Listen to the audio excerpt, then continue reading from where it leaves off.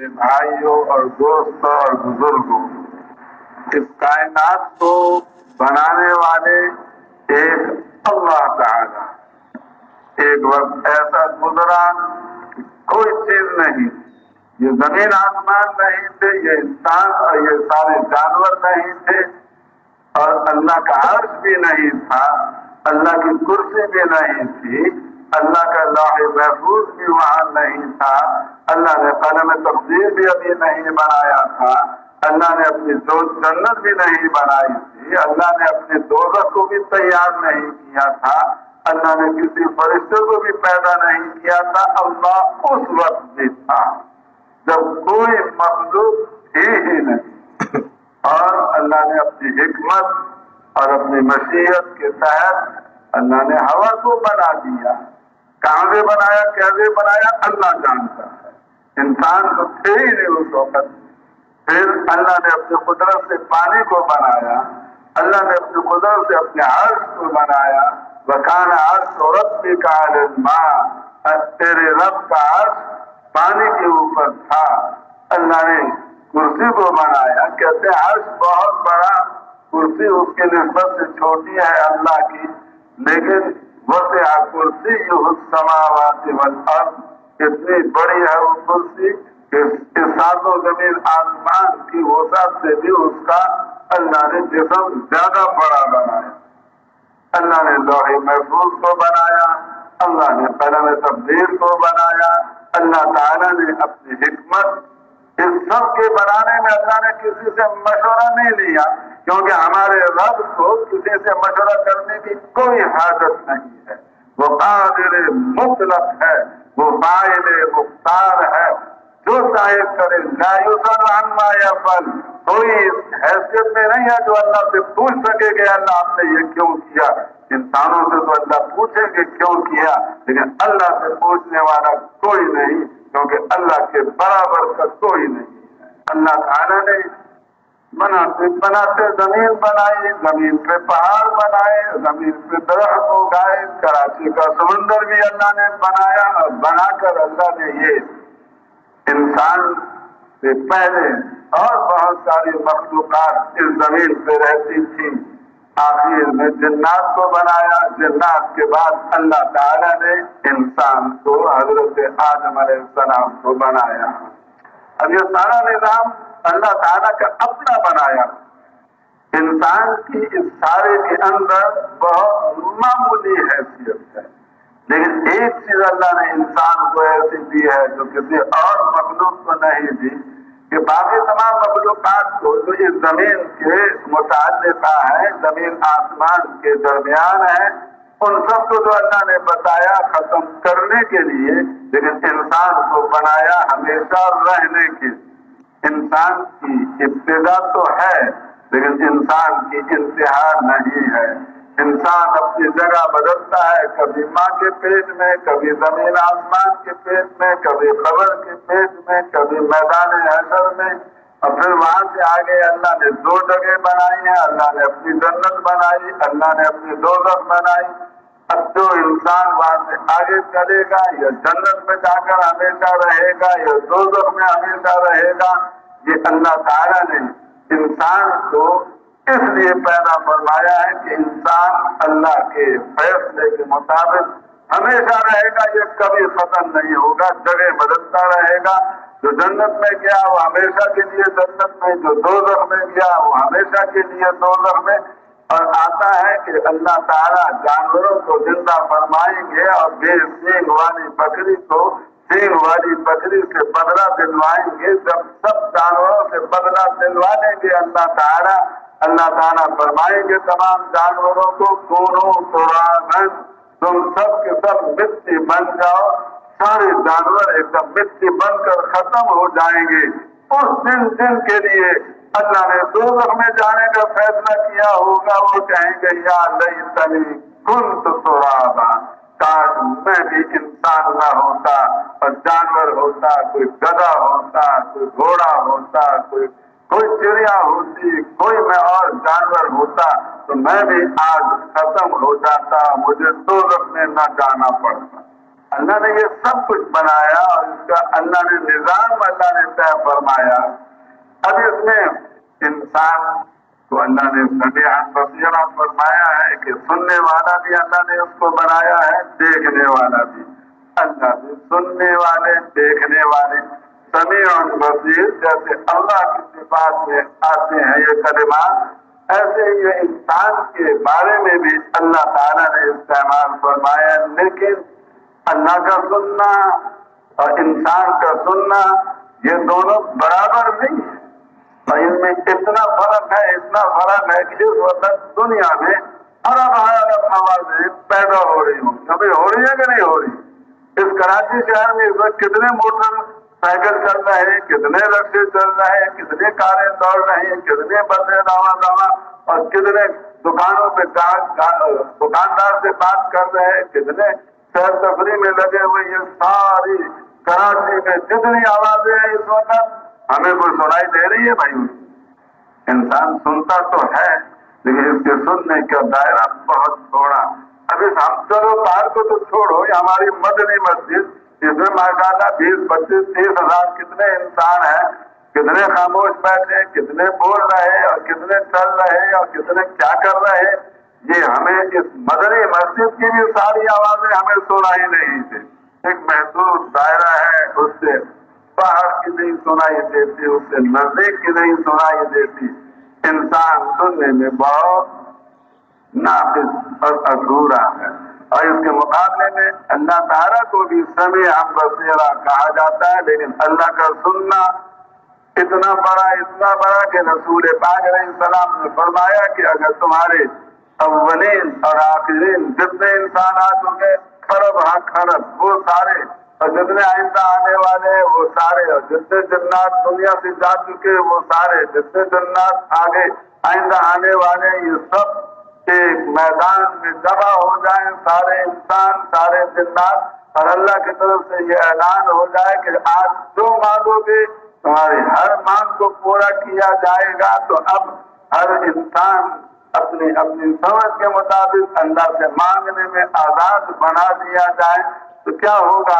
جس کی اس مدنی مسجد کے قریب دکان ہے وہ کہے گا اللہ میری بندر روڈ میں 50 دکانیں چلا دی, اور جس کی بندر روڈ میں دکانیں ہیں وہ کہے گا اللہ میری لاہور اور پنڈی اور اسلام آباد اور پشاور سب جگہ میری 500 دکانیں چلا دی. جس کا ایک کارخانہ ہے وہ کہے گا اللہ میرے 100 کارخانے بنا دے. جو سائنسدان ہے وہ کہیں گے اللہ ایک سورج ہے مجھے 5 سورج اور بنا کے دے دے. کوئی سائنسدان یہ کہے کہ اللہ مجھے 800 چاند بنا کے دے دے. کوئی ستارے اللہ سے مانگ لے, کوئی حکومت مانگ لے, زمیندار اپنی سمجھ کے مطابق 100-200 ٹریکٹر مانگ لیں. ہر ایک کو مانگنے کی اللہ تعالیٰ کی طرف سے چھٹی دی جائے. تو سب سے پہلی بات تو یہ ہے اگر وہ سارے کے سارے اللہ کے اپنی بات سنانا چاہیں ان کو لائن اور قطار بندی کی کوئی ضرورت نہیں پڑے. ہم سے تو اگر 10 آدمی بات کریں تو فوراً کہتے ہیں یار لائن بناؤ, ہم سب کی ایک وقت میں نہیں سن سکتے. اللہ تعالیٰ ان تمام اولین اور آخرین اور انسانوں اور جنات کی سارے کے سارے ایک وقت میں بولے, اللہ ہر ایک کی بات کو سن لے گا. اللہ سننے میں بہت بڑا ہے. اور پھر جو بادشاہوں نے, جو وزیروں نے, جو زمینداروں نے, جو دکانداروں نے, جو کارخانے داروں نے اور جو سائنسدانوں نے جو کچھ اللہ سے مانگا اللہ ان سب کو دے دے. ان کی مانگ کے مطابق ان خرب انسانوں کو دینے کے بعد اللہ کے خزانے میں اتنی کمی بھی نہیں آئے گی جتنی کمی ایک سوئی کو سمندر میں ڈال کر نکالنے سے سمندر میں آ جاتی ہے. اللہ بہت بڑے, اس کے مقابلے میں انسان بہت معمولی, بہت چھوٹا. اب اللہ نے اس دنیا میں ہر انسان کو محنت کی دولت دی ہے. ہر انسان محنت کر رہا ہے اور ہر انسان محنت اس لیے کرتا ہے تاکہ میں کامیاب ہو جاؤں. کیوں بھائی, کوئی ایسا بھی ملا آپ کو جو کہہ رہا ہو کہ میں محنت کر رہا ہوں تاکہ میں ناکام ہو جاؤں؟ ناکام ہونے کے لیے انسان محنت کرتا ہے یا کامیاب ہونے کے لیے؟ اب کامیاب ہونے کے لیے محنت کرنے والے تو بہت مل جائیں گے, لیکن کامیاب کون ہوتا ہے؟ کامیاب وہ ہوتا ہے جس کی محنت صحیح ہوتی ہے وہ کامیاب ہوتا ہے، جس کی محنت غلط ہوتی ہے وہ ناکام ہوتا ہے۔ اس کامیابی ناکامی کا تعلق انسان کی تعداد سے نہیں ہے، اس کامیابی ناکامی کا تعلق انسانوں کی مدت محنت سے نہیں ہے۔ یہ بات نہیں ہے کہ یہ آدمی 100 سال اس طریقے میں محنت کر رہا ہے اس لیے اللہ اس کو کامیاب کر دے، یا اس طریقے محنت پہ 50 لاکھ آدمی لگے ہوئے اس طریقے محنت پہ اس لیے اللہ 50 لاکھ کو کامیاب کر دے۔ اللہ تعداد کو نہیں دیکھتے، اللہ تعالیٰ محنت کرنے والوں کی تعداد کو نہیں دیکھتے، اللہ تعالیٰ ان کے زمانے اور مدت محنت کو نہیں دیکھتے، اللہ اس کو دیکھتے ہیں کہ کس کی محنت صحیح ہے، کس کی محنت غلط ہے۔ جس کی محنت غلط ہوگی وہ آدمی ناکام اور برباد ہو جائے گا، جس کی محنت ٹھیک ہوگی وہ انسان کامیاب ہو جائے گا۔ اب صحیح محنت کون سی، غلط محنت کون سی، اس کا پتہ اس وقت چلتا ہے جب انسان کی محنت کا نتیجہ نکلتا ہے۔ اور انسان کی محنت کا نتیجہ کب نکلتا ہے؟ جب اس کی جسم سے اس کی جان نکلتی ہے، اس وقت ہر انسان کی محنت کا نتیجہ نکلتا ہے۔ لہذا اس کی جان نکلنے لگی، موت کا وقت آیا، اس وقت جو انسان کامیاب ہوا ہے وہ اللہ کے نزدیک کامیاب ہے، اور جو مرتے دم ناکام ہو گیا وہ ہمیشہ کے لیے ناکام اور برباد ہے۔ محنت کرنے کے زمانے میں تو ہر آدمی کہہ سکتا ہے کہ میری محنت بہت اچھی، بڑی مضبوط، بہت کامیابیاں دلانے والی، لیکن محنت کے خاتمے پر جب نتیجہ نکلتا ہے اس وقت پتہ چلتا ہے کون کامیاب ہوا کون ناکام ہوا۔ عام طور سے لوگ یہ سمجھتے ہیں کہ جس محنت سے ملک مل جائے وہ کامیابی والی محنت، جس ملک سے مال مل جائے وہ کامیابی والی محنت، تو ملک اور مال جس محنت سے ملے وہ کامیابی والی محنت ہے۔ یہ انسان جو یہ سمجھتے ہیں وہ یقین جانے وہ سارے دھوکے میں ہیں اور اپنے سخت دشمن ہیں، اور جو ملک اور مال میں کامیابی سمجھتے ہیں وہ سارے کے سارے اپنے پیروں پہ کلہاڑی مار رہے ہیں۔ جو اپنے ملک اور مال میں کامیابی کو سمجھتے ہیں وہ اس دنیا میں پریشان ہوں گے، قبر میں اللہ انہیں پریشان کرے گا، کل قیامت کے دن ان کو اپنے ہاتھوں کو چبانا پڑے گا، اور کل قیامت کے دن ان کے خون کے آنسو بہیں گے، ان کے پیٹ کے آنسو بہیں گے، ان کے اصلی آنسو بہیں گے، ان کو سخت مصیبتوں میں سے گزرنا پڑے گا، اس لیے کہ یہ محنت کا طریقہ غلط ہے۔ جو یہ سمجھتے ہیں کہ ملک اور مال سے کامیابی ملتی ہے، اللہ نے کامیابی دینے کے لیے ایمان اور اعمال صالحہ کی محنت کو سبب بتایا ہے۔ تو جو ایمان بنانے کی محنت کرے گا، اعمال صالحہ والی محنت تیار کرنے کی محنت کرے گا، وہ انسان تو کامیاب ہوگا، اور جو ان دونوں کو تیار نہ کرے اور اس کے بجائے ملک اور مال کو تیار کرے تو وہ انسان ناکام ہو جائے گا۔ چنانچہ اللہ نے مہربانی فرمائی، اللہ کو کسی نے درخواست نہیں دی تھی کہ اے اللہ ہم انسان ہیں، ہماری ہدایت کے لیے کچھ نبیوں کو آپ بھیج دیں، یہ انسانوں نے ہی درخواست کی۔ اللہ نے اپنے بندوں پر خود ہی شفقت فرمائی، اور اللہ نے اپنی حکمت کے تحت 1,24,000 انبیاء علیہ السلام کو اس دنیا میں مبعوث فرمایا۔ نبی اللہ جس کو بناتے تھے اس کی ایک بات یہ اللہ تعالیٰ پکی انتظام فرماتے تھے، پکا انتظام فرماتے تھے، کیا کہ اس کے دل میں کوئی ایسا غلط ناپاک جذبہ نہیں آتا تھا، ناپاک اور غلط یقین نہیں آتا تھا جو اللہ کو ناپسند ہو، وہ کسی نبی کے دل میں وہ گندا خیال بھی نہیں آتا تھا۔ تمام انبیاء علیہ السلام کو اللہ نے صغیرہ گناہوں سے بچایا، اللہ نے کبیرہ گناہوں سے بچایا، اللہ نے کفر شرک سے بچایا، سارے نبیوں کو اللہ نے معصوم بنایا۔ اب اللہ نے سب کو معصوم بنایا اور نبیوں کو اللہ تعالیٰ نے یہ محنت دے کر بھیجا کہ تم جا کر انسانوں کو بتاؤ اور سمجھاؤ کہ کامیابی والی محنت اور ملک اور مال والی محنت نہیں ہے، کامیابی والی محنت وہ ہے جس سے ایمان بنے، اعمال صالحہ تیار ہوں۔ اس بات کو جو کہ نبیوں کو سمجھانا اللہ نے ان کے ذمہ لگایا، اس لیے اللہ نے اکثر نبی وہ بھیجے جن کے پاس ملک نہیں تھا اور مال نہیں تھا۔ حضرت یوسف علیہ السلام کے پاس پہلے کوئی مال نہیں تھا، کوئی ملک نہیں تھا، وہ دعوت کا کام کرتے رہے اور اپنی ترتیب پہ چلتے رہے۔ اللہ نے ایک دن ان کو اٹھا کر جیل خانے سے وزارت کے تخت پر لے جا کر ان کو اللہ نے بٹھا دیا اور ایک خواب کے ذریعے سے ان کی اس عزت افزائی کو اللہ نے وجود عطا فرمایا۔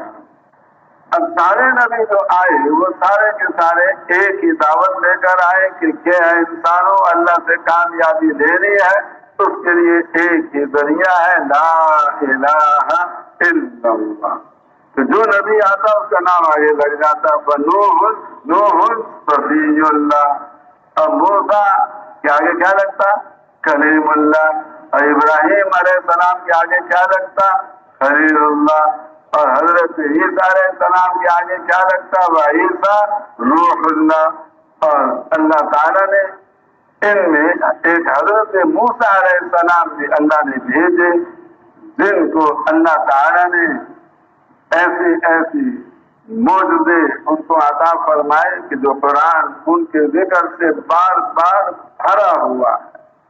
سنت موسیٰ علیہ السلام مدین سے آ رہے تھے اپنی بیوی بچوں کو لے کر، اور ارادہ تھا کہ فرعون نے میرے قتل کے وارنٹ جاری کر رکھے، اگر میں شہر بڑے میں گیا اور میں پکڑا گیا تو میں قتل ہو جاؤں گا، لہذا دل میں یہ سوچ کے آ رہے تھے اب میں ملک مصر میں جاتا ہوں، کسی گاؤں میں چھپ کر اپنی باقی زندگی گزار لوں گا۔ اب کوہ طور کے پاس پہنچے، اللہ نے ان کو رستے سے ہٹا دیا، اب رستہ بھی ان کو جانے کا آگے نہیں ملتا۔ اس نے بھی دیکھا کہ سامنے آگ ہے، کہنے لگے اپنے گھر والوں سے آپ سب یہاں ٹھہرو، میں جاتا ہوں اور جا کر آگ لے کر آتا ہوں اور ان سے رستہ بھی آگے کا پوچھ کر آتا ہوں۔ اب حضرت موسیٰ علیہ السلام پہنچے تو کیا دیکھا؟ سبز درخت ہے اور اس میں سے روشنی ظاہر ہو گئی۔ جب اور قریب گئے تو آواز آئی اس سبز درخت میں سے، اننی انا اللہ، بے شک میں اللہ ہوں، لا الہ الا انا، میرے سوا کوئی معبود حقیقی نہیں ہے۔ تو اللہ تعالیٰ نے موسیٰ علیہ السلام کو دعوت دی اور موسیٰ علیہ السلام اس دعوت سے فوراً متاثر ہوئے۔ اللہ نے فرمایا کہ آپ سے ہم نے بڑا کام لینا ہے، فرعون کے پاس آپ کو بھیجنا ہے، اس کی تیاری کرنے کی ہمیں آپ کی یہاں ضرورت ہے، آپ بیٹھیں، ہماری بات دھیان اور توجہ سے سنیں۔ موسیٰ علیہ السلام نے یہ نہیں فرمایا اے اللہ مجھے تھوڑی اجازت دے دو، میں جا کے بیوی بچوں کو کچھ انتظام کراؤں، ان کو آگ بھی دے آؤں، اس کو تسلی بھی دے، میں پھر آ جاؤں گا۔ پھر یہ جو آتے ہیں نا بیان ہوتا ہے اس وقت بات بنتی ہے اور پھر آدمی کہتا ہے میں پھر دیکھ لوں گا، یہ شیطان کا بہت بڑا حربہ ہے انسان کو ترقیات سے روکنے کے لیے۔ حضرت موسیٰ علیہ السلام بیٹھ گئے، اللہ تعالیٰ نے فرمایا اے موسیٰ آپ کے ہاتھ میں کیا ہے؟ حضرت موسیٰ علیہ السلام نے عرض کیا ہے باری تعالیٰ میرے ہاتھ میں لاٹھی ہے، اتوکل علیہا، اس پہ میں ٹیک بھی لگاتا ہوں، وَأَحُشُّ بِهَا عَلَىٰ غَنَمِي، اور میں اپنی بکریوں کو پتے بھی درختوں کے جھاڑ کے کھلاتا ہوں۔ اللہ تعالیٰ نے فرمایا اچھا القھا، اے موسیٰ جو آپ کے ہاتھ میں لاٹھی ہے اس کو آپ زمین پہ ڈال۔ تو موسیٰ علیہ السلام نے یہ نہیں فرمایا اے باری تعالیٰ آپ مجھے فرما رہے ہیں کہ لاٹھی کو پھینک دو، یہ تو میرے فائدے مند چیز ہے میں اس کو کیوں پھینکوں؟ یہ نہیں حضور فرمایا، اللہ کا حکم ملا فوراً پھینک دیا۔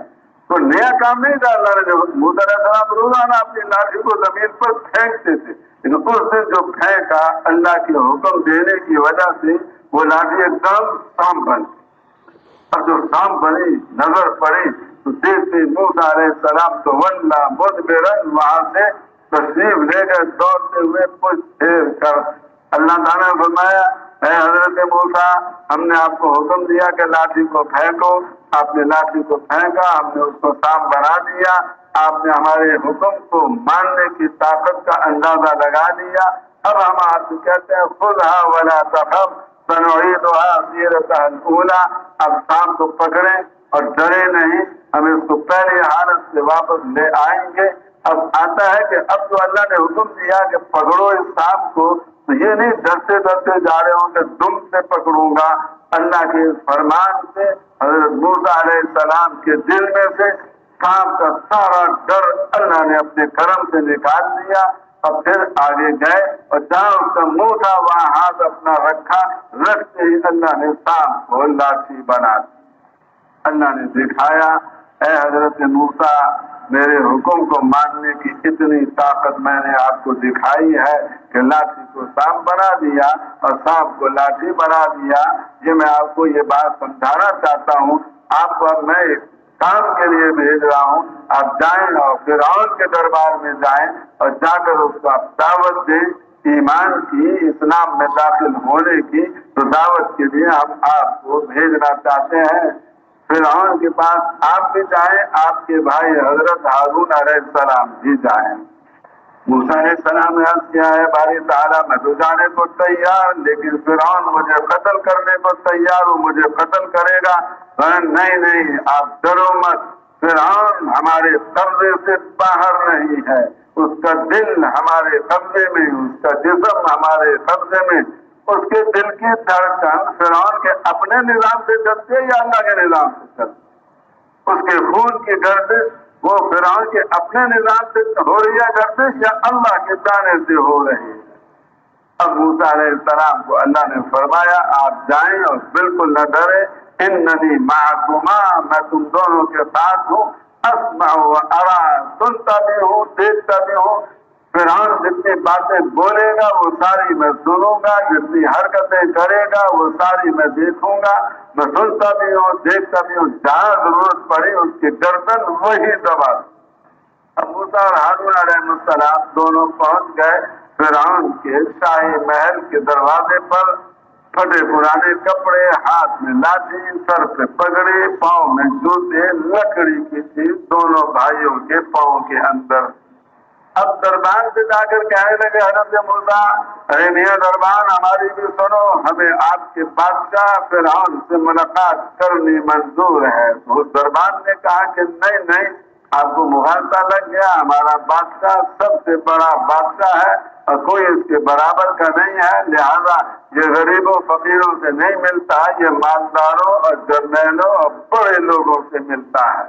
حضرت موسیٰ علیہ السلام نے فرمایا بھائی ہماری بھی بات سنو، ہمارے میں اور دوسروں میں ایک فرق ہے، باقی تو سارے ملتے ہیں فرعون کو اس سے کچھ لینے کے لیے، اور ہم آئے ہیں فرعون کو کچھ کیا کرنے کے دینے کے لیے، اور ایسی چیز ہم اس کو دینا چاہتے ہیں جس کا حاصل کرنا اس کے لیے بہت ضروری، اگر وہ ہماری بتائی چیز اپنے اندر نہیں پیدا کرے گا تو اس بادشاہ سے دن ناکام ہو جائے گا۔ وہ دربان گیا کہ جس دروازے پہ دو فقیر کھڑے ہیں وہ دونوں آپ سے ملنے کے لیے آنا چاہتے ہیں۔ فرعون نے کہہ دیا اچھا چلو آنے دو، کوئی دن فقیروں کا بھی صحیح ان سے دل لگی کر لیں گے ہم۔ اب موسیٰ علیہ السلام اندر پہنچے، دیکھتے ہیں فرعون نے پہچانے، آپ تو حضرت موسیٰ ہیں، میرے محل میں رہتے تھے، ایک ہمارے قوم کا آدمی اپنے قتل کیا، پھر آپ یہاں سے چلے گئے۔ موسیٰ علیہ السلام نے فرمایا ہوں تو میں وہی آدمی، لیکن جب میں آپ کے پاس تھا تو انا احد من البشر، تو میں انسانوں میں سے ایک انسان، عام انسان کی طرح تھا۔ آج میں آپ کے پاس آیا ہوں رسول رب العالمین، تمام جہانوں کے پالنے والے اللہ کی طرف سے قاصد اور رسول بن کر۔ موسیٰ علیہ السلام نے جب یہ جواب دیا فرعون کہنے لگا اللہ تو آپ رب العالمین مانتے ہیں، اللہ تو پہلے زمانے میں تھا، میرے زمانے میں اللہ نہیں رہا، اب اس زمانے میں تو میرا نعرہ یہ ہے انا ربکم الاعلی، میں تم سب کا رب ہوں، پالنے والا ہوں۔ موسیٰ علیہ السلام نہیں اے فرعون آپ رب نہیں ہو، اللہ رب العالمین ہے، اور اللہ اپنی تمام قدرتوں کے ساتھ آج بھی موجود ہے۔ موسیٰ سے کہا فرعون نے کہ آپ کے پاس کیا دلیل ہے کہ اللہ موجود ہے؟ موسیٰ علیہ السلام نے ہاتھ بغل میں ڈالا، نکالا، بڑا چمکدار ہو کے نکلا، لاٹھی کو نیچے ڈالا تو وہ سانپ بن گیا۔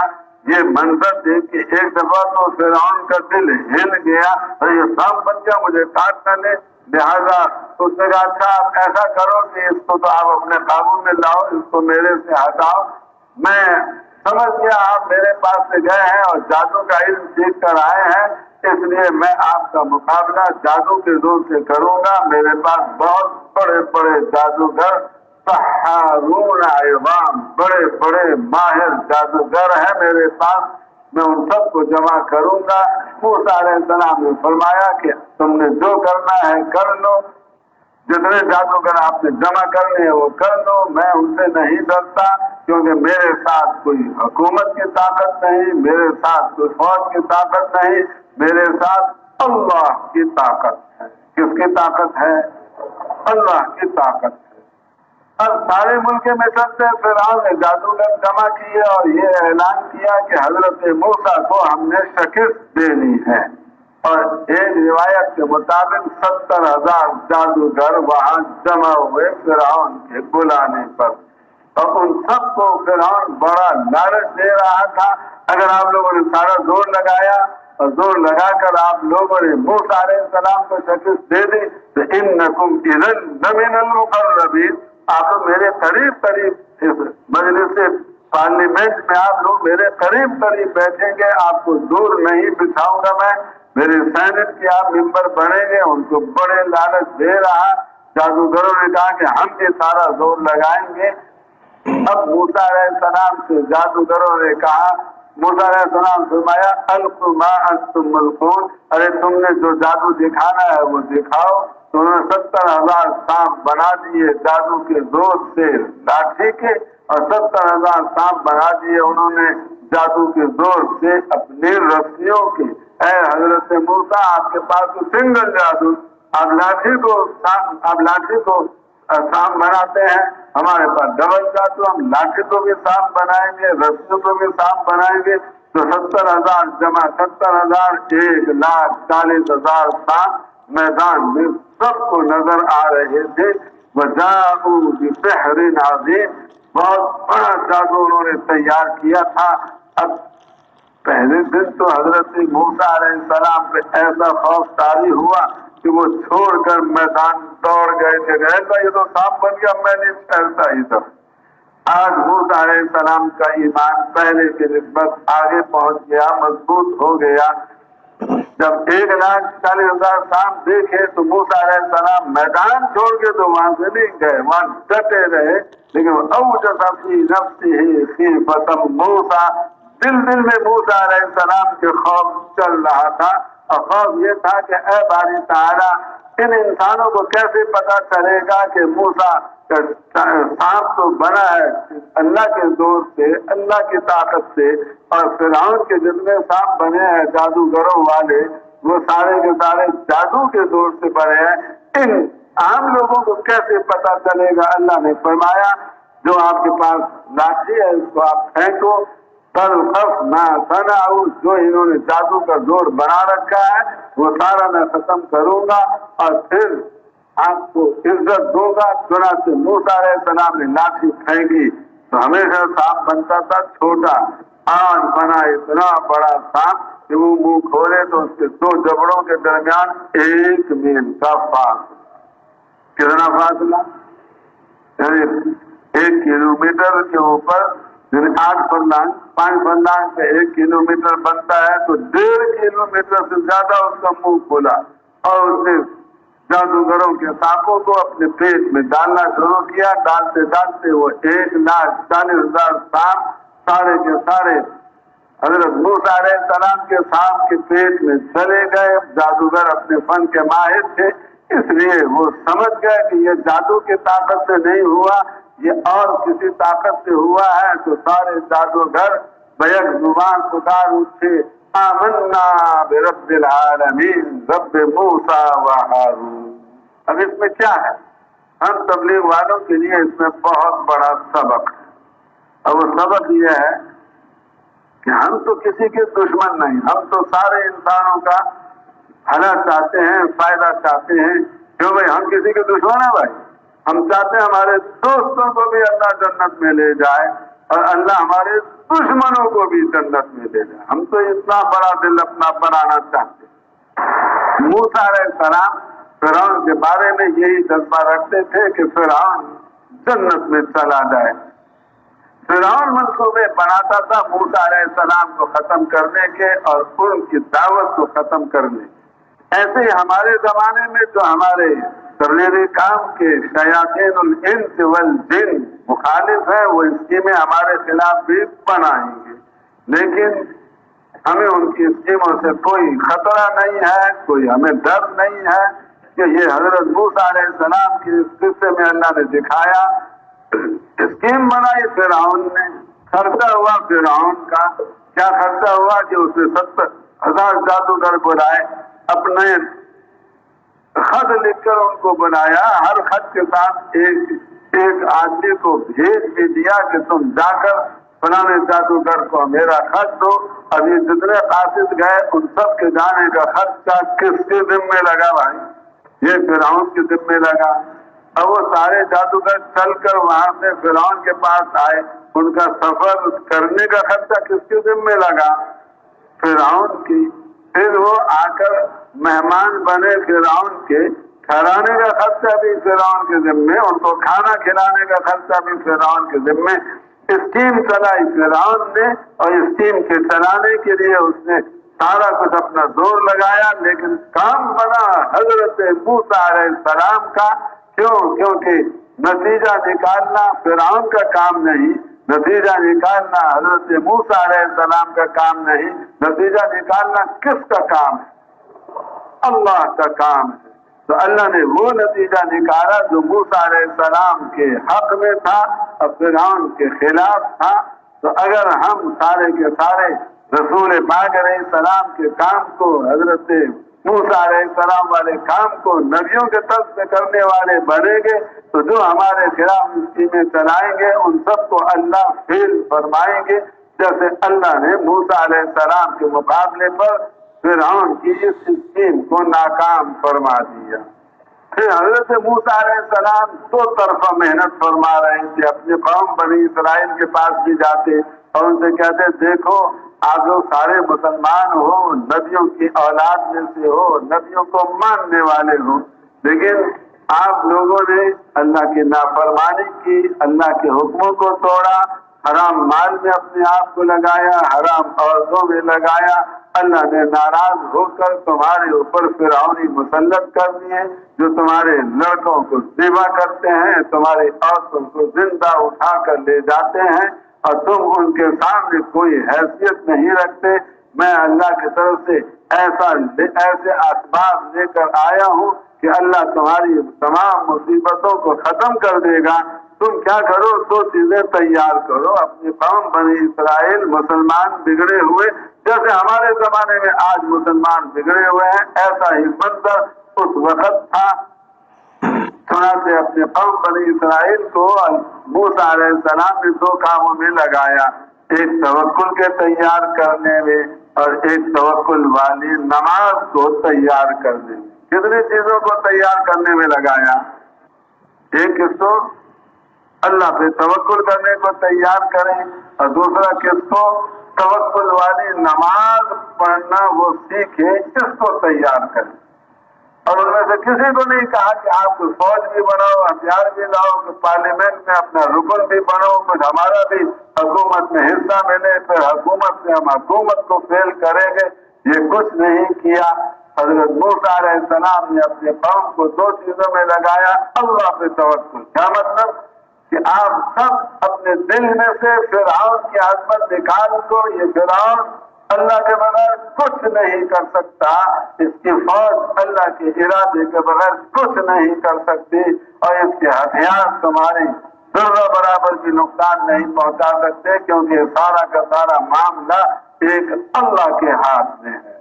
اور آپ یہ یقین جانو کہ فرعون اللہ کے قبضہ اور قدرت میں ہے، لہذا تمہیں فرعون سے ڈرنے کی کوئی ضرورت نہیں. لیکن جب تمہیں ضرورت پڑے تو نماز پڑھ کے اللہ سے مانگو.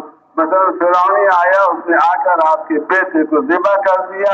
آپ فرعون کی عدالت میں جا کر مقدمہ دائر نہ کرو، آپ اللہ کی عدالت میں جا کر مقدمہ دائر کرو. اللہ کی عدالت میں مقدمہ دائر کرنے کے لیے نہ کوئی وکیل کرنے کی ضرورت، نہ کوئی فیس بھرنے کی ضرورت. وضو کرو، نماز پڑھو، آپ کی طرف سے اللہ کی عدالت میں مقدمہ دائر ہو جائے. تو جو بھی ان کو پریشانی آتی نماز پڑھ کے اللہ سے مانگنے میں لگتے جاتے. اپنے قوم کو تو ان دو چیزوں کے تیار کرنے پہ لگایا، اللہ پہ توکل اور توکل والی نماز. اب دوسرا کام یہ شروع کیا فرعون کو اس کے قوم کو جا کر حضرت موسیٰ علیہ السلام دعوت دیتے. اب دعوت دیتے دیتے اللہ نے بڑے معجزے موسیٰ علیہ السلام کے ظاہر فرمائے. کبھی ان کے کھانے کو فرعونیوں کے کھانے کو مینڈک بنا دیا، کبھی اللہ نے ان کے کھانے کو خون بنا دیا. ایک دفعہ اللہ نے فرعونیوں کے کھانے کو خون بنایا. یہ فرعون بیٹھا، اس کے سارے وزراء جرنیل بیٹھے، کھانا بڑا مزیدار بڑا شاندار، اور لقمہ بنایا اور منہ میں ڈالا. ڈالتے ہی لقمہ ایک دم خون میں تبدیل ہو گیا. اب گھبرا گیا کہ میرے منہ میں تو خون آ گیا. جب اس کو باہر لقمے کو نکالا تو اب وہ خون کی جگہ پھر پہلے جیسا لقمہ بن گیا. اب بڑے پریشان کے باہر نکالتے ہیں تو لقمہ منہ میں ڈالتے ہیں تو یہ خون بنتا ہے. کہنے اب فرعون کا اس کے سارے قوم کا اللہ نے کھانا پینا یوں بند کر دیا. جو صرف کھائے پیے منہ میں جاتے فوراً خون بن جائے. اب یہ بادشاہ لوگ وزیر لوگ یہ فقر و فاقہ کے ساتھ ایک دن بھی نہیں گزار سکتے اور ایک ذرہ برابر بھی کام نہیں. اس کے تو ٹینکی فل کرو، ان کو کھلاؤ پلاؤ پھر یہ کچھ کام کر سکتے ہیں.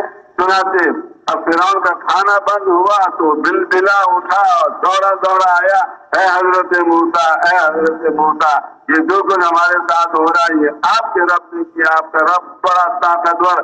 اپنے رب سے کہو کہ ہماری یہ تکلیف دور کر دے. جب آپ کا رب ہماری یہ تکلیف دور کر دے گا لَنُؤْمِنَنَّ بِكَ، ہم آپ پر بھی ایمان لائیں گے، آپ کے رب پر بھی ایمان لائیں گے، آپ کے تورات پر بھی ایمان لے آئیں گے. ہم سب آپ کو مان لیں گے. آپ ہمارے یہ مشکل اپنے رب سے دور کروائیں. موسیٰ علیہ السلام نے دعا مانگی، اللہ نے وہ مصیبت ان کی دور کر دی. اب کھانے پہ دوبارہ بیٹھے. اب کھاتے ہیں تو روٹی ہے اور سالن ہے. روٹی اور سالن یہ خون میں تبدیل نہیں ہوتے. پیٹ بھر گیا. موسیٰ علیہ السلام تشریف لائے. اے فرعون تمہارا پیٹ بھر گیا، کھانا پورا کھا لیا. کہے گا جی ہاں. فرمانے لگے کہ اب آپ نے ہم سے وعدہ کیا تھا کہ آپ کی مصیبت اللہ دور کر دے گا تو آپ ہمارے اللہ پر ایمان لائیں گے، ہمارے اوپر ایمان لائیں گے. جو آپ نے وعدہ کیا اس کو پورا کریں. تو فرعون کہنے لگا اجی حضرت موسیٰ آپ جائیں تشریف لے جائیں. میں بڑا مکار اور چالاک انسان ہوں. میں نبیوں کو بھی چکر دے دیتا ہوں. میں نے آپ کو چکر دیا کہ میں آپ کے اس اوپر ایمان لاؤں گا. میں نہیں لاتا ایمان. ایسے موسیٰ علیہ السلام کے 40 سال خرچ ہوئے فرعون کو دعوت دینے پر. اپنے قوم بنی اسرائیل کو کلمے نماز کے تیار کرنے پر، توکل اور نماز کے تیار کرنے پر 40 سال لگے حضرت موسیٰ علیہ السلام کے.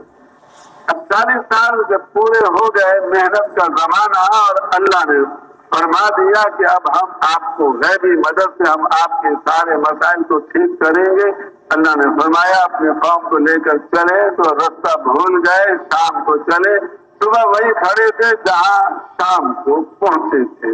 اور فرعون کو خبر ملی کہ یہ بنی اسرائیل یہ 6 لاکھ انسان ہیں، یہ سارے کے سارے ہمارا ملک مصر چھوڑ کے جا رہے ہیں اور فلسطین میں جا کر آباد ہوں گے. فرعون کو بڑا غصہ آیا. ایسے بے حیثیت اور ہمارے سامنے اتنے زور والے بنتے ہیں یہ، اور یہ ہم سے اجازت بھی نہیں دی، ہم سے پاسپورٹ بھی نہیں بنوایا، کوئی ویزا بھی نہیں لگوایا، ہمیں پوچھے بغیر یہ جا رہے ہیں. إِنَّ هَٰؤُلَاءِ لَشِرْذِمَةٌ قَلِيلُونَ، یہ بہت چھوٹی سی جماعت ہے. وَإِنَّهُمْ لَنَا لَغَائِظُونَ، ان کی اس حرکت سے ہمیں بہت زیادہ غصہ آیا ہے. لہذا حضرت موسیٰ علیہ السلام کو جب فرعون نے یوں جاتے ہوئے دیکھا تو وہ اپنی ساری فوج 16 لاکھ کی اٹھا کر لے کر آیا. اور منظر یہ بنا کہ سامنے بحر قلزم اور پیچھے فرعون کا لشکر، 16 لاکھ انسانوں کا لشکر، بیچ میں موسیٰ علیہ السلام اور ان کے ساتھ 6 لاکھ بنی اسرائیل. آج وہ دن آیا ہے کہ اس منظر کو دیکھ کر موسیٰ علیہ السلام کی قوم تو متاثر ہو گئی سمندر سے اور پیچھے بڑے لشکر سے. चुनाते कहने लगे या मूसा इन्ना लमुदरकून, आज हम पकड़े गए, कोई हमें नहीं छुड़ा सकता, बचा सकता। आगे जाएंगे तो समंदर, पानी के समंदर में डूब के मर जाएंगे, और अगर हम पीछे जाएंगे तो खून के समंदर में डूब के मर जाएंगे। आज मूसा अलैहिस्सलाम का दावत देते देते ईमान इतना पक्का हुआ। पहले दिन जब सांप बनाया अल्लाह ने लाठी को, तो एकदम भाग के चले गए थे डर के मारे। दूसरे दिन जिस दिन जादूगर जमा हुए 70,000, उस दिन मूसा अलैहिस्सलाम को डर तो आया अपने दिल में, लेकिन मैदान छोड़ के नहीं गए। वो औजसा फी नफ्सिही खीफतम मूसा, हजरत मूसा अलैहिस्सलाम के दिल में एक डर था, और वो डर ये था कि ये सारे के सारे जो पब्लिक के आदमी जमा हुए हैं फिरौन की, इनको कैसे पता चलेगा कि ये मूसा अलैहिस्सलाम का सांप अल्लाह की कुदरत से बना है, जादूगरों का सांप जादू की ताकत से बना है। इसमें अल्लाह ने फरमाया था कि ऐ हजरत मूसा आप ना डरे, आप अपनी लाठी को फेंके, आप दिखाएंगे कि क्या होता है।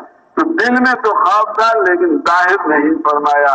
और आज दावत देते देते ईमान नबियों का हमेशा बढ़ता रहता था। चुनांचे आज हजरत मूसा अलैहिस्सलाम के दिल में कोई तअस्सुर नहीं बना इस समंदर के सामने होने से, और उनके दिल पे कोई असर नहीं पड़ा। फिरौन के 16 लाख लश्कर को देखकर अपने कौम को यूं फरमाया कल्ला लन युग़रिक़ना हाज़ल बहर, ये समंदर हमें डूब नहीं सकता, वलन युहलिकना हाज़ल जैश, और ये फिरौन का लश्कर हमें नहीं हलाक कर सकता। क्यों? इन्नमा रब्बी सयहदीन, मेरे साथ मेरा रब है जो अनकरीब मुझे रास्ता दिखाएगा। अल्लाह ने हुक्म दिया, अल्लाह ने हुक्म देने पे मूसा अलैहिस्सलाम ने लाठी मारी समंदर को। अल्लाह ने समंदर में 12 रास्ते बनाए। मूसा अलैहिस्सलाम के कौम के 12 कबीले, हर कबीला एक रास्ते में जाने लगा। 12 कबीले जा रहे, पार कर रहे। फिरौन ने जब ये मंजर देखा तो कहने लगा ये हमारा समंदर गरीबों से इतना डरता है, तो हम ताकतवरों से पता नहीं कितना डरेगा, क्या जगह छोड़ के ये चला जाएगा। तुम सारे चलो समंदर में। अब 16 लाख इंसान 12 रास्तों के जरिए समंदर के बीच में आए। मूसा अलैहिस्सलाम अपने कौम को लेकर पार निकल गए। अब जब फिरौन का सारा लश्कर आ गया समंदर के बीच में, अल्लाह ने फरमाया है समंदर तू कहता तो है फिरौन के मुल्क में, लेकिन तेरे ऊपर फिरौन का हुक्म नहीं चलता, तेरे ऊपर मेरा हुक्म चलता है। मैं तुझे हुक्म देता हूँ कि तू अपनी पहली हालत से वापस आ जा। अब अल्लाह ने हुक्म दिया, वो पानी की दीवारें जो खड़ी थी लोहे की तरह से, वो सब टूट गई, और आसमान से फरिश्ते जान निकालने वाले 16 लाख इंसानों के लिए पहुंच गए। और फिरौन के सर पर आकर भी फरिश्ता एक बैठ गया। पहले तो फिरौन ने कहा अरे मेरा वजीर जंग कहाँ है, वजीर दिफा कहाँ है, मेरा बॉडी गार्ड कहाँ, हो गए क्या बात है, अरे देखो मेरे सर पे आके बैठ गए, इसने मेरे से इजाजत भी नहीं ली। कहने लगे हैं फिरौन जो मुसीबत तेरे सर पे आई है वो हमारे सर पर भी आ गई, अब हम तेरी कोई मदद नहीं कर सकते। मूसा अलैहिस्सलाम ने हारून से फरमाया कि है हारून तुमको अल्लाह ने बड़ा माल दिया है, अल्लाह का हुक्म आया है कि आप इसकी ज़कात अदा करो। तो मूसा अलैहिस्सलाम ने ये हारून को कहा, कहने लगा जी हजरत मूसा मैं इस हुक्म को पूरा नहीं करूंगा क्योंकि ये माल मुझे अल्लाह ने नहीं दिया है। इन्नमा ऊतीतुहु अला इल्मिन इंदी, ये मुझे पैसे से पैसा बनाने का फन आता है, उस फन के जोर पर मैंने ये खजाना जमा किया है, ये मुझे अल्लाह ने नहीं दिया। और फिरौन और उस हारून को गुस्सा आया मूसा अलैहिस्सलाम पर। दिल में ये कहने लगा मूसा अलैहिस्सलाम मुझे रोज अल्लाह का नया हुक्म आकर सुना देते हैं, मैं इनके पीछा छोड़ाता हूँ, कौम का पीछा भी छोड़ाता हूँ।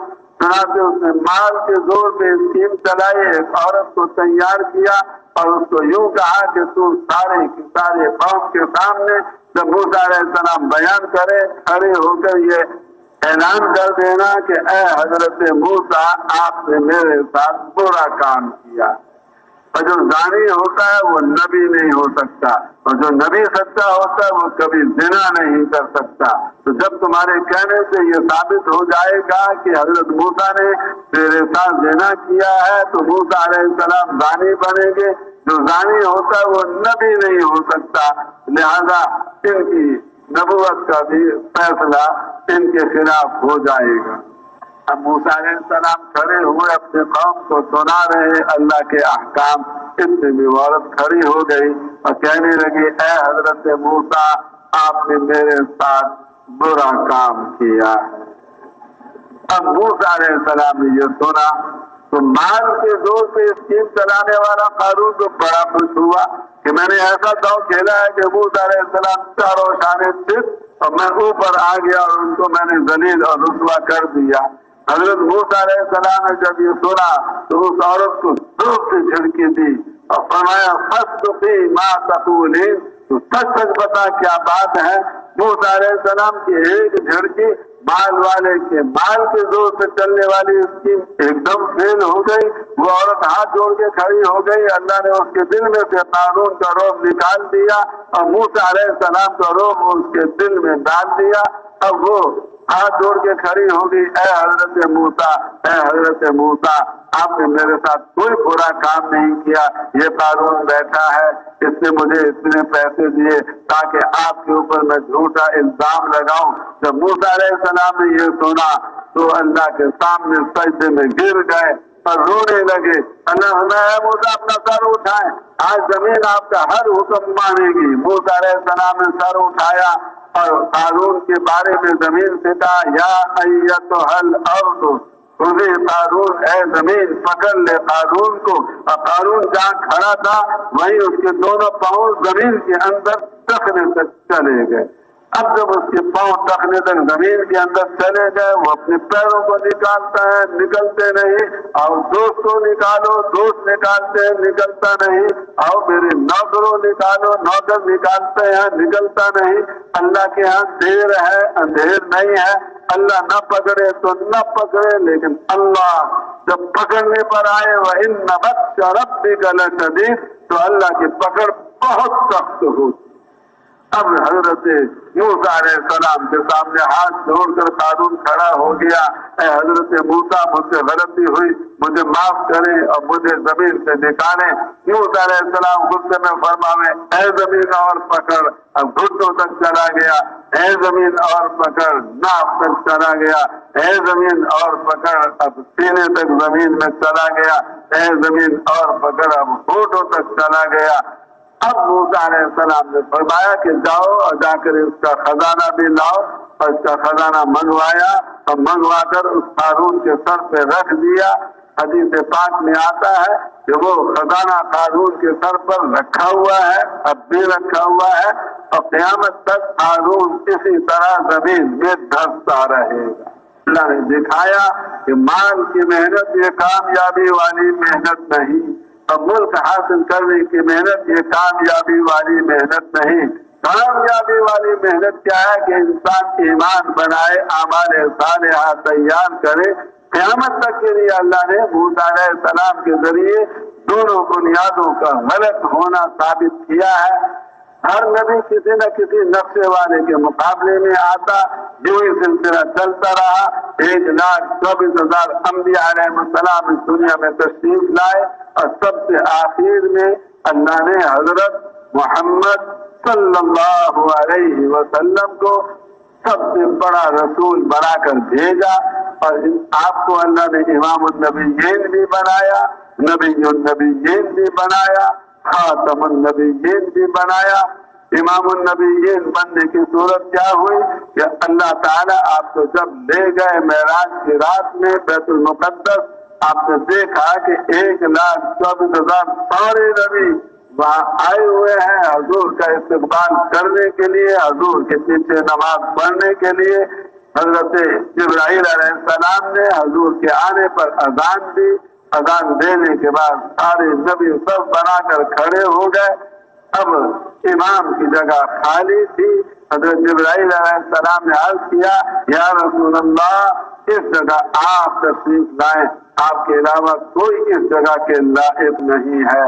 اور چنانچہ رسول پاک علیہ السلام امام بنے، سارے نبی آپ کے مقتدی بنے۔ ہماری مسجدوں میں بھی کچھ ایسا ہی دستور نظر آتا ہے کہ مقتدی آتے رہتے ہیں، وضو کر کے اپنی سنتیں پڑھتے ہیں، قرآن پڑھنے میں لگ جاتے ہیں، پھر جب نماز کا وقت آتا ہے تو امام عام طور سے پیچھے کمرہ ہوتا ہے، سب سے آخر میں آتا ہے اور آ کر سب سے آگے کھڑا ہو جاتا ہے۔ اللہ نے رسول پاک علیہ السلام کے ساتھ بھی یہی کیا۔ اللہ تعالیٰ نے آپ کو بھیجا سب سے آخر میں، لیکن آپ کو سارے نبیوں کا امام بنا دیا۔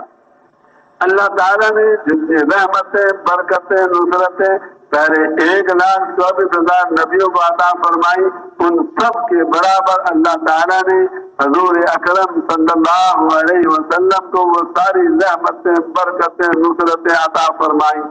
اور اللہ نے آپ کو وہ بھی دیا جو اللہ نے کسی اور نبی کو نہیں دیا۔ اللہ تعالیٰ نے دیکھیے کسی انسان سے ہم محبت کرتے ہیں تو اس کے 3 اسباب ہوتے ہیں۔ ایک سبب ایسا کہ اس میں بہت بڑا کمال ہے، کچھ کمال کی بات ہے، وہ ایسا تیر پھینکتا ہے کہ سوئی کے ناکے میں سے بھی گزر جاتا ہے، کوئی اس میں کمال کی بات ہے، اس لیے ہم اس سے محبت کرتے ہیں۔ کسی سے ہم اس لیے محبت کرتے ہیں کہ اس کے ہمارے اوپر احسانات بہت ہیں، جیسے ہم ماں باپ سے محبت کرتے ہیں کیونکہ ان کے ہمارے اوپر احسانات بہت ہیں، اور کسی کے ہم اس لیے محبت کرتے ہیں کہ اللہ نے اس کو حسن و جمال سے نوازا ہے۔ تو جتنے اسباب کسی سے محبت کرنے کے ہو سکتے ہیں وہ سارے کے سارے اسباب رسول پاک علیہ السلام کے بارے میں کمال کے درجے کے پائے جاتے ہیں۔ حضرت یوسف علیہ السلام کا حسن تو اللہ تعالیٰ نے ظاہر کیا، حضور پاک علیہ السلام کا حسن اللہ نے ظاہر نہیں کیا۔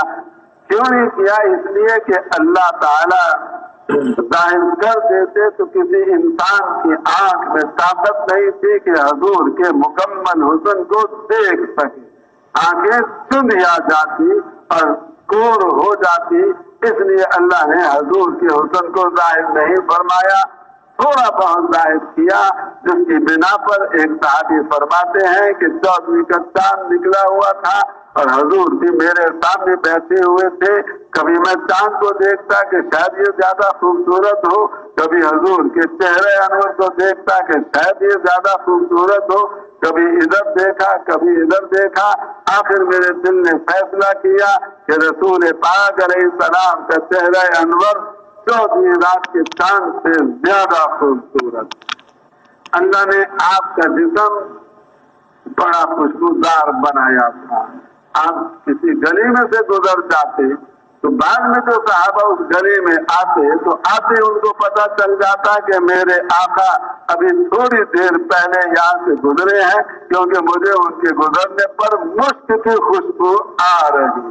آپ کو اللہ نے ایسا مشک والا جسم دیا تھا کہ آپ گلی میں جا رہے ہوتے، بچے گھروں کے باہر کھیل رہے ہوتے، آپ کسی بچے کے سر پہ اپنا دست مبارک پھیر دیتے تو اب اس کے سر میں اتنی خوشبو آ جاتی زیادہ کہ جب وہ اپنے گھر جاتا اس کی والدہ اس خوشبو کو سونگھ کر یہ سمجھ جاتی کہ آج حضور نے میرے اس بیٹے کے سر پر ہاتھ پھیرا ہے، ہاتھ میں اتنی خوشبو اللہ نے رکھی تھی۔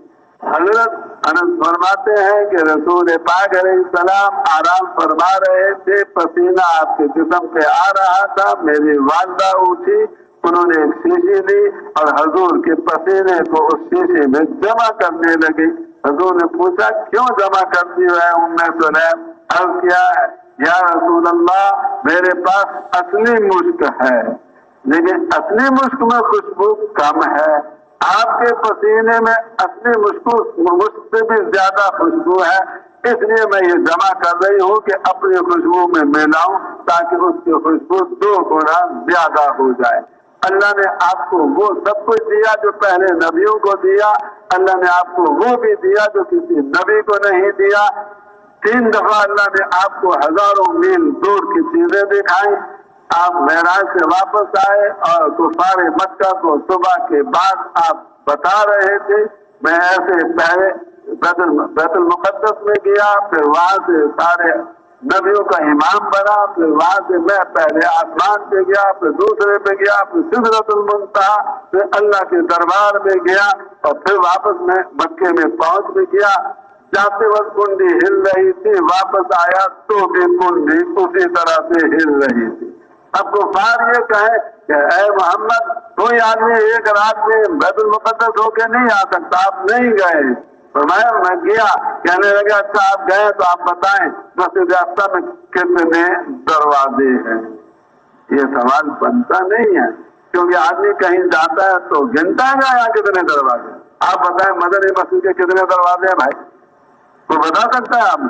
سینکڑوں دفعہ آپ آئے، دروازے کوئی نہیں گنتا، تو سوال بنتا نہیں تھا، لیکن سوال انہوں نے کر دیا۔ اللہ نے سارے پردے ہٹائے اور رسول پاک مکے کے مسجد حرام میں کھڑے، اور آپ کو 1000 میل دور سے زیادہ بیت المقدس آپ کو مکے میں کھڑے کھڑے نظر آنے لگ گیا۔ آپ نے پوچھا کیا پوچھتے ہو؟ انہوں نے کہا بتائیں دروازے کتنے؟ آپ نے گن کے سارے دروازے بتائے۔ ستون کتنے؟ گن کے جو پوچھتے جائیں حضور دیکھ کے بتاتے جائیں۔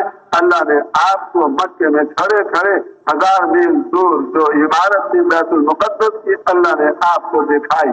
جب آپ کی مسجد بننے کا وقت آیا تو کیا ہوا؟ آپ مسجد کے قبلے کی دیوار بنانے لگے۔ اب قبلے کی دیوار کا ہے نہیں، قبلے کی طرف ہونا ضروری تھا۔ اللہ نے کیا کیا؟ آپ مسجد منورہ میں کھڑے، اللہ نے سارے حجاب رستے سے ہٹائے اور مسجد نبی سے حضور کو کھڑے کھڑے بیت اللہ شریف نظر آنے لگ گیا، اور اس کو دیکھ کے آپ نے فرمایا ایسے دیوار بناؤ 100% قبلہ رخ بنے گی۔ حضرت نجاشی جو حضور کے زمانے میں اسلام میں داخل ہوئے لیکن مدینے نہیں آئے، حضور کے زیارت نہیں کی، اس لیے تابعی بنے، صحابی نہ بنے۔ ان کا جب حبشے میں انتقال ہو گیا، اللہ نے حکم فرمایا یا رسول اللہ آپ نجاشی کی نماز جنازہ غائبانہ پڑھے۔ حضور نے تمام صحابہ کو اپنے پیچھے کھڑا کیا، اور آپ کو اللہ تعالیٰ نے مدینے میں کھڑے کھڑے حضرت نجاشی کا جنازہ حبشے میں رکھا۔ اللہ آپ کو مدینے میں کھڑے کھڑے ہوا حضرت نجاشی کا جنازہ دکھا رہے تھے، آپ دیکھ کر اس پر نماز جنازہ غائبانہ پڑھ رہے تھے۔ اللہ نے آپ کو وہ دیا جو سارے نبیوں کو دیا، اللہ نے آپ کو وہ بھی دیا جو کسی اور نبی کو اللہ نے نہیں عطا فرمایا۔ تو رسول پاک علیہ السلام تو اللہ تعالیٰ نے حسن و جمال بھی اعلیٰ درجے کا دیا، آپ کے کمالات بھی اعلیٰ درجے کے، آپ کے ہماری امت پر آپ کے احسانات بھی اعلیٰ درجے کے۔ اب اللہ تعالیٰ نے یہ بات بتائی کہ دیکھو اب رسول پاک علیہ السلام کے بعد اور کوئی نبی نہیں آئے گا، نبیوں والا کام اب آپ کی امت کرے گی۔ اللہ کی عجب شان، پہلے زمانے کے نبیوں کا علاقہ تھوڑا ہوتا، زمانہ مختصر ہوتا، ان کی عمر بڑی لمبی ہوتی۔ چنانچہ آدم علیہ السلام کی عمر 1000 سال سے بھی زیادہ تھی، کیونکہ آدم علیہ السلام نے 1000 پیدل حج کیے ہیں مکہ مکرمہ کے ہندوستان سری لنکا سے چل کر۔ 1000 تو حج کیے، باقی پہلے اور بعد کی عمر معلوم نہیں کتنی ہوگی۔ حضرت نوح علیہ السلام کی عمر 950 سال تو ان کے تبلیغ فرمانے کے ہیں، لیکن پہلے کی عمر کتنی بعد میں عمر کتنی وہ ملائیں تو 1100-1200 سال آپ کی عمر بنتی ہے۔ اور حضرت ابراہیم علیہ السلام کی عمر 175 سال بتائی جاتی ہے۔ اب ان سب حضرات کی عمریں زیادہ، علاقہ تھوڑا، زمانہ مختصر، اللہ اگلا نبی بھیج دیا کرتے۔ رسول پاک علیہ السلام کو علاقہ اللہ نے دیا ساری دنیا کا، اور آپ کو اللہ تعالیٰ نے زمانہ دیا قیامت کے دن تک کا۔ عمر مبارک آپ کی کتنی بنائی اللہ نے؟ کتنے سال بھائی؟ 63 سال، 40 سال اس دعوت کے کام کے شروع کرنے سے پہلے کے محنت کرنے کا زمانہ آپ کا کل 23 سال بنا۔ اس وجہ سے اللہ تعالیٰ نے کسی نبی کی امت کو نبی کے کام میں شریک نہیں فرمایا۔ ایک آپ کی امت کو اللہ نے اس نبی کی محنت میں شریک فرما دیا، اور رسول پاک علیہ السلام تمام کے تمام صحابہ کرام کو اپنی زندگی میں اپنی محنت میں شریک فرما کر گئے۔ سب کو اپنی محنت میں چلایا، اپنی محنت میں لگایا۔ مرد بھی دعوت دیتے تھے، عورتیں بھی دعوت دیتی تھی، بچے بھی دعوت دیتے تھے۔ یہ سارے کے سارے پہلے دن سے رسول پاک علیہ السلام کی محنت میں برابر کے شریک ہوئے۔ تو اللہ تعالیٰ نے پھر رسول پاک علیہ السلام کی اس امت کو یوں نوازا کہ یوں فرمایا اللہ تعالیٰ نے، جیسے میں نبیوں کی دعائیں قبول کرتا رہا ایسے ہی میں آپ کی امت کی بھی دعائیں قبول کروں گا۔ اور اللہ تعالیٰ نے یہ فیصلہ کیا کہ کل قیامت کے دن امتوں کو اور نور ملے گا اور نبیوں کو اعلیٰ قسم کا اور نور ملے گا۔ حضور کی اس امت کو اللہ تعالیٰ دوسری امتوں والا نور نہیں دیں گے۔ حضور کی اس امت کو اللہ تعالیٰ کن کا نور دیں گے بھائی؟ نبیوں والا نور اللہ تعالیٰ اس امت کو کل قیامت کے دن عطا فرمائیں گے۔ سب رسول پاک علیہ السلام کی 23 سالہ محنت کا نتیجہ یہ نکلا، 1,24,000 صحابہ حضور کی محنت والے، حضور کی نیابت پہ چلنے والے، حضور کے کام کو کرنے والے تیار ہو گئے۔ اب حج میں جب تشریف لائے تو حضرت ابراہیم علیہ السلام آئے تو وہ اکیلے تھے، ان کے ساتھ ان کے بیٹے تھے۔ لیکن جب رسول پاک علیہ السلام اپنی محنت کو مکمل فرما کر انتقال سے 3 مہینے پہلے حج پر آئے تو آپ کے ساتھ آپ کی بیٹیاں بھی تھیں، آپ کے نواسے بھی تھے، آپ کی نواسیاں بھی تھی، آپ کی خالائیں رضائی وہ بھی تھی، آپ کی والدہ محترمہ بھی آپ کے ساتھ نہیں تھی، لیکن دائی حلیمہ آپ کے ساتھ حج کے سفر میں بتائی جاتی ہے۔ اور پھر رسول پاک علیہ السلام کے چچا بھی آپ کے ساتھ تھے۔ اللہ کے دربار میں عرفات کے میدان میں جب آپ اللہ کے سامنے حاضر ہوئے تو عرض کیا ہے باری تعالیٰ میں نے 23 سال محنت کیا جس میں 1,24,000 یہ سب کے سب تیار ہوئے ہیں، ان سب کی گردنیں حضرت اسماعیل علیہ السلام کی طرح تیرے حکم پر کٹنے کے لیے تیار ہیں۔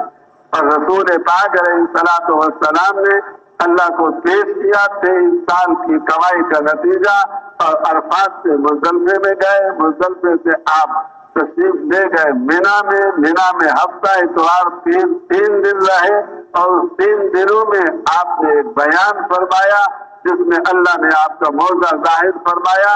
وہ موعظہ کیا ظاہر فرمایا؟ اللہ تعالیٰ نے آپ کی آواز کو 1,24,000 تمام صحابہ کے کانوں تک پہنچا دیا۔ صحابہ فرماتے ہیں فتحت اسماعنا، ہمارے کانوں کی سننے کی طاقت کو بڑھا دیا گیا۔ نزدیک والا جیسے حضور کی آواز کو سن رہا تھا، سب سے آخری صحابی بھی اسی طرح سے حضور کی آواز کو سن رہا تھا۔ اس میں آپ نے بیان فرمایا، اس میں آپ نے ارشاد فرمایا فَلْيُبَلِّغِ الشَّاهِدُ الْغَائِبَ۔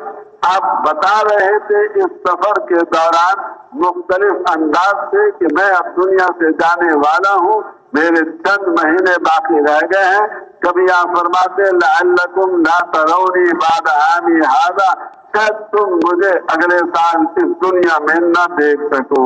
کبھی آپ فرماتے تھے انی مقبوض، مجھے عن قریب دنیا سے اٹھایا جانے والا ہے۔ تو آپ بتا بھی رہے تھے کہ میرے جانے کا وقت قریب آ گیا۔ آپ نے کیا فرمایا کہ دیکھو تم 1,24,000 صحابہ میرے سامنے موجود ہو، میں نے سارا دین اللہ کا تمہارے تک پہنچا دیا، باقی ساری دنیا کے انسان یہ سارے کے سارے یہاں سے غیر حاضر ہیں، تو جو موجود ہیں ان کے ذمے لگاتا ہوں کہ جو غیر موجود ہیں ان تک جا کر پہنچائیں میرے اس سارے دین کو۔ تو رسول پاک علیہ السلام نے عالمی ذمہ داری اپنی اجتماعی طور پر اس امت کو عطا فرمائی ہے۔ حج کے سفر میں 3 مہینے کے بعد رسول پاک علیہ السلام کا انتقال ہوا، جس کا یہ نتیجہ نکلا کہ صحابہ کرام جماعتیں بن کر چلے اللہ کے راستے میں دعوت دینے کے لیے، حضور کی نیابت والی ذمہ داری کو ادا کرنے کے لیے۔ اب جب یہ صحابہ کرام چلے، اللہ نے غیبی نصرتوں کے دروازے کھولے، اور پھر مصر سے پہلے والا علاقہ فلسطین اور اردن اور شام اور لبنان اور عراق اور کویت اور بحرین اور قطر، امارات، مسقط، یمن، اور جو ایران، آذربائیجان، خراسان، بلوچستان اور یہ سارا علاقہ ہے، یہ سارا کا سارا 11 سال میں اسلام کے اندر داخل ہو گیا۔ فلسطین سے افغانستان تک کے لاکھوں کافر مسلمان ہو کر اسلام میں آ گئے، اسلام کو سیکھ کر اس پہ چلنے والے بن گئے، بلکہ وہ بھی صحابہ کے ساتھ چل کر دین کی محنت میں اپنا سب کچھ لگانے والے بنے۔ پھر صحابہ کرام نے توجہ فرمائی مغرب کی طرف اور فلسطین سے چلے، مصر میں سن 22 ہجری میں پہنچے، یعنی حضور کے انتقال کے 12 سال کے بعد صحابہ مصر میں داخل ہوئے، وہاں سے لیبیا گئے، لیبیا سے تیونس گئے، تیونس سے الجزائر گئے، الجزائر سے مراکش پہنچے۔ یہ سارا سفر صحابہ کرام نے 6 سال میں کیا، اور اس سارے علاقے میں جو صدیوں کا کفر تھا وہ اللہ نے مٹا دیا، اور اللہ تعالیٰ نے ان تمام صحابہ کرام کی برکت سے ان تمام علاقوں اور ملکوں والوں کو اسلام میں داخل کر دیا۔ اور سن 28 ہجری میں صحابہ کرام کی جماعت چلی اور سمندر کو انہوں نے پار کیا، اور اسپین میں صحابہ کرام کے قدم مبارک پڑے، اور اسپین میں صحابہ کی قبریں، پرتگال میں صحابہ کی قبریں، اور فرانس کے جنوب میں صحابہ کی قبریں بتائی جاتی ہیں۔ تو میرے بھائیوں اور دوستوں اور بزرگوں، رسول پاک علیہ الصلوۃ والسلام جس محنت کو کر کے گئے، اس محنت میں ساری امت کو لگا کر گئے۔ اب اس امت میں دکھ کی بات ہے کہ اس زمانے میں آ کر امت اپنے نبی کو بھی بھول گئی ہے، نبی کی سنتوں کو بھی بھول گئی ہے، اور نبی کی طرف سے جو ذمہ داری آئی ہے اس کو بھی بھول گئی ہے۔ اور ہمارے نبی پاک علیہ السلام اپنی امت کو کبھی نہیں بھولتے تھے۔ آپ کا جب انتقال ہونے لگا، آپ نے کسی کو وصیت نہیں فرمائی، کسی رشتے دار، بیوی کو، نواسے کو نہیں وصیت فرمائی، آپ نے ایک وصیت فرمائی، اپنی امت کو وصیت فرمائی، الصلاۃ وما ملکت ایمانکم، نماز کا خیال رکھنا، اپنے ماتحتوں کا خیال رکھنا، جس سے سب سے زیادہ محبت ہوتی ہے اسی کو آدمی وصیت کرتا ہے۔ تو آپ کی وصیت بھی اپنی امت کو، آپ نے ایک حدیث میں بتایا کہ میں اس دنیا سے جب چلا جاؤں گا تو ہر ہفتے میں میری امت کے اعمال میرے سامنے پیش کیے جائیں گے، میں اچھے اعمال دیکھوں گا تو خوش ہوتا رہوں گا، اور جب میں اپنی امت کے برے اعمال دیکھوں گا تو فرمایا استغفر لہم، میں ان کے لیے استغفار میں لگ جاؤں گا۔ اس وقت بھی رسول پاک علیہ السلام اپنی امت سے ہرگز غافل نہیں، آپ اپنی امت کے لیے استغفار میں لگے ہوئے ہیں، اور آپ کا استغفار جیسے اس دنیا کی زندگی میں امت کے لیے نفع مند تھا، اسی طرح سے اب عالم برزخ میں جہاں آپ ہیں، آپ کا اپنی امت کے لیے استغفار فرمانا یہ بھی امت کے لیے نفع مند ہے۔ اور کل قیامت کا دن آئے گا، سارے انسان نفسی نفسی پکاریں گے۔ ایک ہمارے نبی پاک علیہ السلام کے بارے میں آتا ہے کہ آپ نفسی نفسی نہیں پکاریں گے، آپ پکاریں گے امتی امتی